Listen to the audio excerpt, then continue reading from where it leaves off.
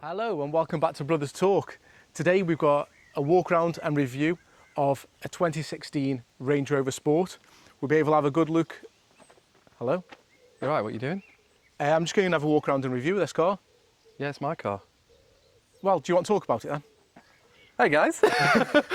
Yeah, I'm Dino. I'm the other brother that you've not met yet. And today we are going to be looking around my Range Rover Sport. We'll do like an exterior tour. We'll tell you what it's all about, tell you what the ownership's been like so far, and we'll get on the road and go for a drive. Yeah, so welcome back to the channel. Stay tuned to the end as well. We have got a bit of announcement what's coming to the channel in the near future, which is exciting news. But yeah, hope you enjoy the video. Don't forget, tap your feet off, bro. Yeah. Because there would be minging in here. So bro, talk to me about the car then. Yeah, welcome to the Range Rover.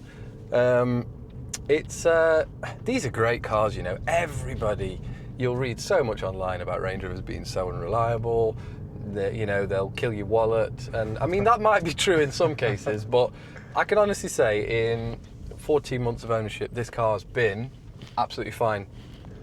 I've had a few issues, but you know, with any 9-year-old car, yeah, there's very rarely not going to be any issues. But thankfully, I bought it approved use from Jaguar Land Rover, and it came with a good old warranty, which I have renewed.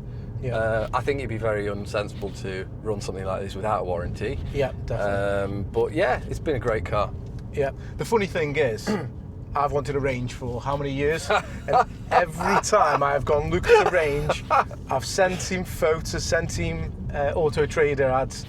Stay away. Don't do it. You talk me Don't out do of it every single time.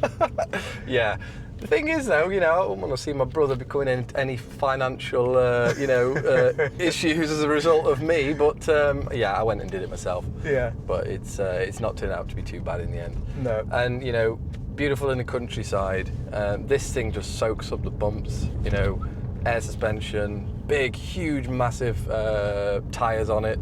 Yeah. And they just drive brilliantly. They really do. That's it. Well, a little bit of backstory. So Dino before this had a BMW M4, but because of the commute for work and the country lanes and things like that, it just wasn't really livable, was it, with the amount of miles you were doing? So you needed something a bit more comfy, a bit more made for the countryside and for the lanes and that. So that's why you went for this, but it's worked out perfect for you, hasn't it, really? Yeah, it has, honestly. It really has. And like we say, sports cars and things like that, I've kind of, I've had a few now, and it was just nice to have a change. Yeah. Big old 4x4, and you know, I've scratched that itch, and I think I'll always have a 4x4. I think I'll always have a need for a 4x4. Yeah, 100%. Yeah. Because I think these sorts of cars kind of spoil you. Yeah. Once you've been in a high up driving position, you know, you can see all the peasants be like, I'm only kidding. You know, you can see, cut that out. You can see above all the bushes, you know, yeah. You've got a really good visibility of it. And Range Rover actually call it the command driving position. Yeah. And what I quite like, when you pull a paddle, it says command shift selected. Oh, okay. You know, it's like you're steering a plane. You're commanding a ship, aren't yeah. you? You know. It is a boat. Exactly. So how many miles have you done in this? So, do huge miles actually. I've done 22,000 miles in 12 months. So, I mean, some people out there probably do more than that, but quite a lot of miles. And considering I've not had any issues with the car in that time, I think it's pretty good going. Yeah, brilliant. And what kind of range are you getting out of this? Really good, actually. 3-litre V6. It is a diesel, of course, but I mean, let's just go on the average consumption as we speak. Currently getting average MPG 40.6. Yeah. Now, I did a run the other day, which was about 200 miles down the motorway, and I was averaging 46.7. So this is not the type of car to be burning about in. Full tank of fuel, I get probably between 550 and 600 miles. That's it. It's fit for purpose, really. Yeah. That's why people have these kind of cars. So it just does everything so well. You know, you've got country lanes. You can go to the south of France. You can absolutely choose up the miles. Yeah.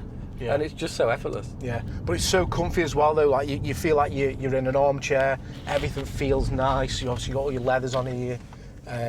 It is just a nice place to be. It's a comfy place to be. And this is the HSE, so it's not like a top spec. It's a good spec. Yeah. It's not the base spec. It's kind of middle of the road. But above this, you've got a HSE dynamic, and then of course you can go up to the autobiography. But this was a pre-owned car when I bought it, so the spec wasn't really a huge factor. But I did like the sort of the ivory and black. I've had cream leather seats in the past, and obviously they can get a little bit stained with your, with your jeans or whatever. But I like the fact that this had black seats. It's super durable, and then the ivory leather's nice contrast, really. Yeah, perfect. No, it works really well. So, yeah, like I say, really nice car. I've enjoyed driving it a couple of times when I have. I know you've enjoyed driving it. So, I just think it's one of them where I think people can buy these and not read all the bad press that they actually get. Obviously, do your research, really look into it, make sure you gain a good one. Like I say, going to a main dealer is preferable. A little bit of context behind this particular car and why I went for it is it's the service history is a huge thing. Yeah. I'd have never have bought one of these if it's not been serviced correctly. So the guy that had this prior to me, he actually had an OBE, which I thought was quite cool. I unfortunately do not. Not yet. But well, yeah, we're working towards it. So yeah, the guy before me serviced it every 7,000 miles at Land Rover. So it had like, I'm struggling to remember the exact number, but it's something like 10 or 12 services. So he's over-serviced the car, and I think that's what ultimately keeps you safe in something like this. Yeah. If you go in sort of 20, 30, 40,000 miles between services, you probably are asking for trouble. Yeah. One of the main issues documented with these is the crankshaft. People call it a chocolate crankshaft because it can snap with no warning, and it comes down to the rod bearings spinning, similar to like the E9X generation M3s. Okay. How the rod bearings wear down and they can spin, and as a result of that, the crank can snap. Really, mine's not snapped yet, so. Yeah. So we're all good on that front, but that's one of the most commonly known issues. As we said, if you go on the forums, the internet, you always hear the bad stuff. Yeah. You very rarely hear the good, but I can only say good things. That's it. But this is getting traded in. So, as we hinted to earlier, obviously we're not going to tell you, but we have got another sports car coming to the channel. So this is getting traded in, and then we'll... You'll be down to a sports car. Do big back miles. Again. We give you a little clue. This has got 6 cylinders. That one has a few more. That's all you're getting for now. You'll have to wait and see. That's it. So yeah, any comments? Have a little guess, and obviously anyone who gets it right, we'll shout you out in the next video when that comes on. But obviously, as you've said, you go into a sports car next, but your plan is to possibly have a daily in the future as well. It'd be nice to run something alongside the incoming gas guzzler, but we'll see what happens. Yeah. But my plans are to just run that through the summer and then take things from there. Really. Yeah, perfect. So here we are. Just got the walk around tour of the Range Rover Sport. So we'll just talk you through some sort of features of the car, and Dino can explain a little bit more about it and sort of the spec of it, really. Yeah, so like we said, she was born in 2016. It is the slightly facelifted model. They did come out in 2013. This one being the like I said, slightly revised version. It's fundamentally the same car underneath, but they did make some slight changes, interior and exterior. But it's in Montalcino red, which I don't know. Some people say it's like red wine. Some people say it's like tomato sauce. Take your pick on that one. It looks great in the sunlight, though. The shine on this. The fleck is unbelievable. Now, I will admit, she does need a bit of a detail. To be honest, it would really benefit from a 1 or 2 stage polish just to get out those swirls. But the paint underneath is lovely. Very nice metallic fleck. So yeah, have a little look around. Like I said, it's a HSE, so it's sort of got some aluminium accents on it. The dynamic and autobiographies normally have black packs. It's got 20-inch wheels, Pirelli Scorpions all around. I think we said on this it'll look good with like you said, the black pack on there. So like with black wheels and things like that. I think it would look. I think it would really bring out the colour of this car. I did consider. Obviously the window surrounds are black from factory. I did consider You know, some people sort of plastic dip logos or replace them, and then those little aluminium strips. I never bothered doing it in the end because I thought it was quite a sort of a bit more of a classy spec, really. You know, if it was black car, black wheels, then potentially, but because of the spec it is, some people might call it farmer spec. I just left it. Yeah, no, it's a nice spec car. Like I say, it's fit for purpose exactly where you've got it, and I just think the colour, it does go well with this car. It does suit it. It does work really well. So here she is. Just have a little look on the inside. One of the options that I quite like with this car, and a lot of them don't have it, is the heated steering wheel.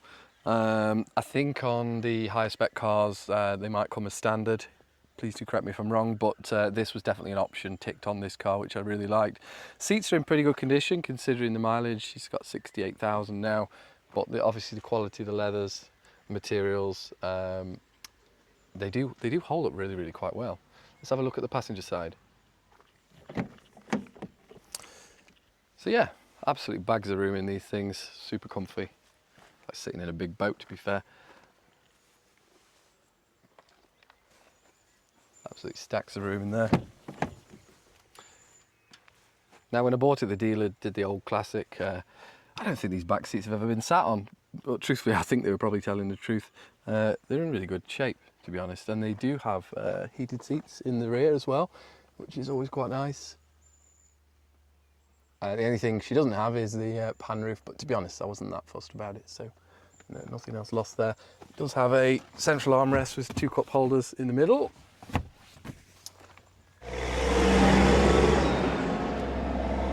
Welcome to the countryside. That's it. So yeah, it's got a power assisted tailgate. Absolute stacks of room in the back there. Put in all your bits and pieces.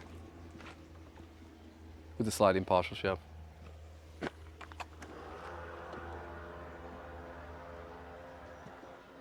Right, so that's it. Thank you very much for watching the video. That's been the walk around and review of my brother's 2016 Range Rover Sport. Hope you like it. Hope you've picked up some things about the ownership of the car. But yeah, it's been a video we've wanted to do for a while, so glad we've got together to do that. So as we said, there is some exciting news coming to the channel very soon. Maybe a sports car, who knows at this point, but you'll have to just keep subscribed to find out. So yeah, do leave a comment down below, have a little guess about what's coming to the channel, and brownie points if you do guess, we will let you know. And of course that news will be coming very soon. So yeah, please like, comment, subscribe, and we'll see you in the next one. Thanks for watching, guys. Cheers. See you. Cheers!